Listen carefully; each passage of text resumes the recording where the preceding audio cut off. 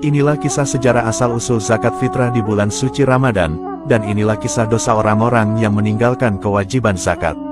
Zakat adalah salah satu rukun Islam yang wajib dilaksanakan bagi setiap muslim. Mengerikan sekali azab bagi orang-orang yang tak mau membayar zakat. Dikisahkan dari Abu Hurairah radhiyallahu anhu, bahwa dahulu di masa Nabi ada seorang lelaki yang meninggal dunia. Nabi Muhammad lantas datang untuk menyolatinya. Namun, tiba-tiba kain kafan si mayit bergerak-gerak. Nabi Muhammad lalu memeriksanya, dan, sungguh mengejutkan, ternyata di dalamnya ada seekor ular yang sedang menghisap darah dan memakan daging si mayit. Melihat hal itu, sahabat Abu Bakar lantas hendak memukul ular itu. Namun anehnya, ular itu bisa berbicara dan bersyahadat. Aku bersaksi, bahwa tiada Tuhan selain Allah. Dan aku bersaksi, bahwa Nabi Muhammad adalah hamba dan utusan Allah. Wahai Abu Bakar, mengapa aku hendak kau pukul? Padahal, aku tak berdosa, dan aku diperintah melakukan pekerjaan ini. Allah memerintahkanku mengazab orang ini sampai hari kiamat. Mendengar alasan dari si ular, bertanyalah sahabat Abu Bakar, apa kesalahannya wahai ular? Ular menjawab, dia punya 3 kesalahan. Kesalahan yang pertama, yaitu meninggalkan sholat. Kesalahan yang kedua, yaitu tak mau berzakat. Dan kesalahan yang ketiga, yaitu tak mau mendengar perkataan ulama. Dikisahkan juga, dahulu ada seorang sahabat Nabi bernama Salabah bin Hatib Al-Ansori. Ia awalnya dikenal sebagai orang miskin, meski begitu, kemiskinannya tak menghalanginya untuk rajin beribadah kepada Allah. Namun, suatu ketika ia ingin menjadi orang kaya, maka datanglah ia menghadap Nabi untuk meminta didoakan agar segera kaya. Setelah menghadap memohon doa, Nabi lantas menasehati Salabah agar lebih baik bersyukur dengan harta sedikit daripada berharta tapi tak bersyukur. Tetapi, Salabah terus berupaya meminta didoakan Nabi agar hartanya banyak, karena Salabah tahu jikalau doa Nabi sangat mustajab. Namun, Nabi terus mengingatkan Salabah agar bersyukur dengan nikmat yang ada. Nabi saja tidak kaya raya. Padahal, jikalau saja Nabi mau minta kaya pun pasti Allah kabulkan. Salabah lantas terus membujuk Nabi agar didoakan. Ia juga berjanji, jika kaya kelak ia akan menyisihkan dan memberikan hartanya kepada orang yang membutuhkan. Akhirnya, Nabi lantas bersedia mendoakan Salabah. Ya Allah, berikanlah harta kepada Salabah. Kemudian, Allah Subhanahu wa Ta'ala mengabulkan doa Nabi. Allah Subhanahu wa Ta'ala kemudian memberikan harta melimpah kepada Salabah. Awalnya, Salabah hanya memiliki seekor kambing, kemudian kambing itu berkembang biak menjadi banyak. Kesibukan Salabah pun kini semakin bertambah untuk mengurus ternaknya hingga ia hanya sempat sholat berjamaah di waktu zuhur dan asar saja. Adapun sholat lainnya ia tak sempat berjamaah. Setelah waktu demi waktu, ternak kambing Salabah semakin membludak.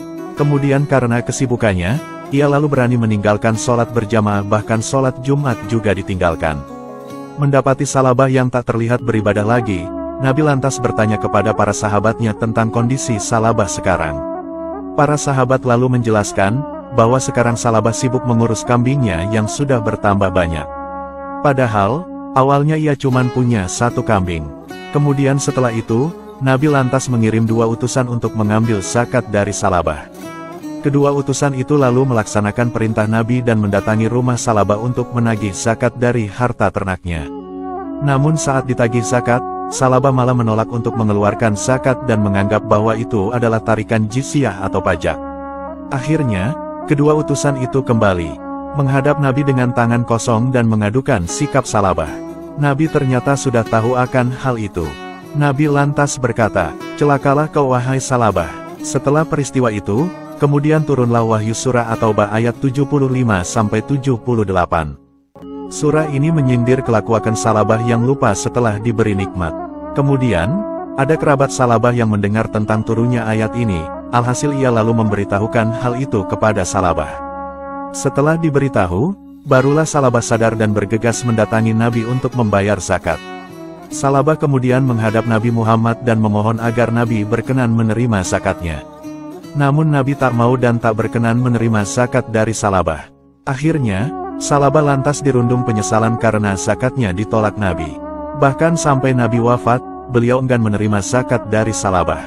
Salabah juga berupaya mendatangi sahabat Abu Bakar, Umar, dan Utsman, namun mereka semua juga enggan menerima zakat dari Salabah.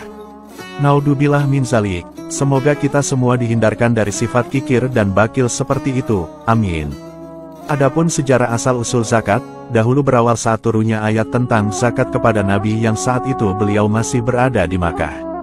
Ada beberapa ayat Makkiyah yang mengandung lafadz zakat, diantaranya Quran Surat Ar-Rum ayat 39, Quran Surat An-Naml ayat 3, Quran Surat Luqman ayat 4, Quran Surat Al-Mu'minun ayat 4, Quran Surat Al-A'raf ayat 156, serta Quran Surat Fussilat ayat 7. Namun, kala itu zakat belum disyariatkan. Barulah setelah Nabi berhijrah ke Yasrib atau Madinah, barulah zakat mulai dipraktikkan. Sebelum berlakunya zakat, di Mekah Islam sudah menanamkan sikap kesadaran bagi kaum muslimin tentang adanya hak orang lain dalam harta mereka. Hal ini sebagaimana keterangan dalam Quran Surat Az-Zariyat ayat 19 yang artinya, dan pada harta benda mereka ada hak untuk orang miskin yang meminta dan orang miskin yang tidak meminta. Setelah Nabi hijrah ke Madinah, kemudian turunlah ayat-ayat tentang kewajiban zakat.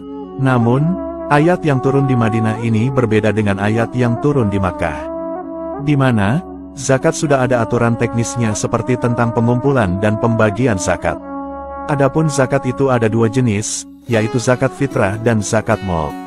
Kewajiban zakat fitrah berlaku mulai 2 hari sebelum Idul Fitri tahun kedua Hijriah. Lalu, di bulan Syawalnya muncul kewajiban zakat mal atau zakat harta. Lalu di tahun 9 Hijriah, turunlah Quran Surat At-Taubah ayat 60 yang menjelaskan siapa saja yang berhak menerima zakat. Di antara hikmah berzakat, adalah untuk menghilangkan kemiskinan dan menumbuhkan kasih sayang. Jikalau zakat benar-benar dilaksanakan secara tepat, maka tentunya di bumi tidak ada lagi orang yang kemiskinan. Coba kita hitung berapa banyak umat Islam di dunia.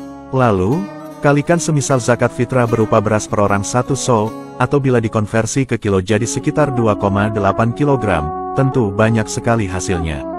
Itu baru zakat fitrah, belum lagi ada zakat mal seperti perhiasan, perdagangan, pertanian, peternakan, uang, dan masih banyak lainnya. Rasulullah Shallallahu Alaihi Wasallam bersabda, Islam itu dibangun di atas 5 hal, yaitu kesaksian bahwa sesungguhnya tiada Tuhan selain Allah dan sesungguhnya Nabi Muhammad adalah utusan Allah, melaksanakan sholat, membayar zakat, haji, dan puasa Ramadan. Hadis riwayat Bukhari Muslim. Semoga kita semua tergolong orang-orang yang selalu sadar akan kewajiban zakat, amin. Semoga kisah ini bermanfaat, wallahu a'lamu bishawab.